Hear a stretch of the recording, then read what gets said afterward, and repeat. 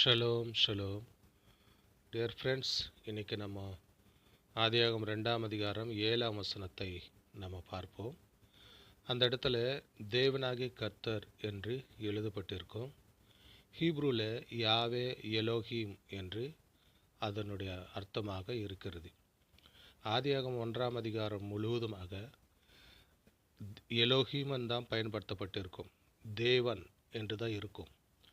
ஆனால் 2ஆம் அதிகாரம் 7ஆம் வசனத்திலிருந்து தேவனாகிய கர்த்தர் என்று அவர் தம்மை தாம் வெளிப்படுத்துவார். வேதாகமத்தில் தேவனாகிய கர்த்தர், கர்த்தராகிய தேவன், தேவன் என்று பயன்படுத்தப்பட்டிருக்கிறது. ஆகையினால 2ஆம் அதிகாரம் 7ஆம் வசனத்திலிருந்து தேவனாகிய கர்த்தர் என்று தம்மை தாம் அவர் வெளிப்படுத்தி கொண்டார். ஆகையினால அந்த தேவனாகிய கர்த்தர் என்ற வார்த்தை யாவே எலோஹீம் என்று எழுதப்பட்டிருக்கிறது. யாவே எலோஹீம். Shalom shalom.